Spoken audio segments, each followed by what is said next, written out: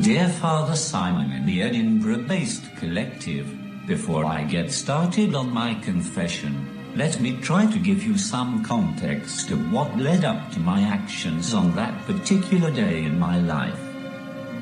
People have often asked me why I want to put myself in a position where everyone can stare and laugh at me. The truth is that it happens to me every day anyway.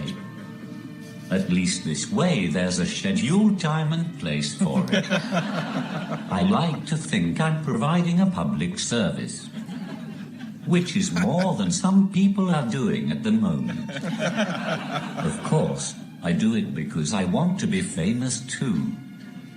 I think everyone does, really. I started off in a disabled Steps tribute band. We were called Ramps. That was a bit of an uphill struggle. I used to often think about going on a talent show on television just to see the look on their faces when they realize I can't actually sing, or dance, or talk. And this is when it all starts in earnest.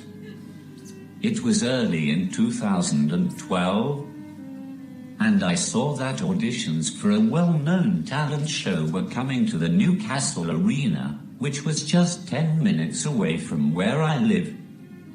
In hindsight, maybe I shouldn't have gone along.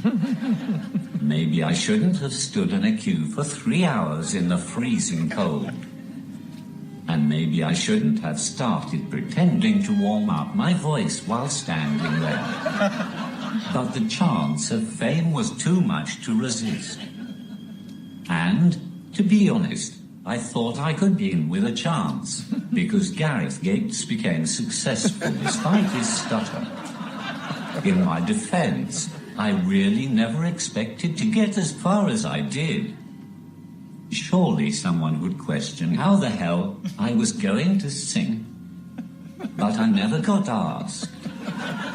Even after using my communication aid to speak to 3 different researchers from the program while standing in the queue, no one brought up the elephant in the room.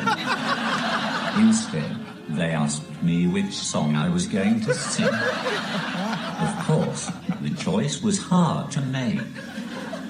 Shout by Lulu was an obvious candidate, as was Don't Speak by No Doubt. In the end, I went for I Believe I Can Fly by R. Kelly. Fast forward to a few hours later. I was standing in front of the producers of the show who would decide my fate.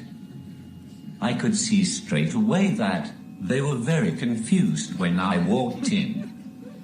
The look on their faces as I began to sing was priceless, especially as I started to sway along to the words as well. Unsurprisingly, they rejected me without even raising a smile. In fact, they still didn't smile as I walked out and asked them if it was because my voice had sounded too flat. It seems that sometimes I say it best when I say nothing at all.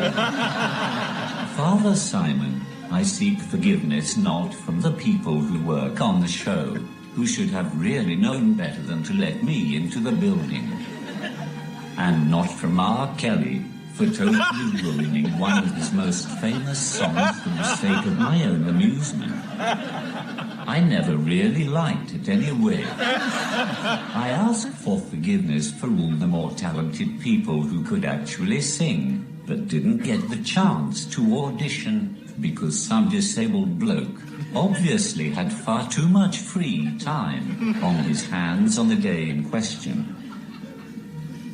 All right, that's Lost Voice Guy and his... How about that? Top confession. All right, let's see what Sean Keevan is going to say about that. Sean, what do you say to Lost Voice Guy?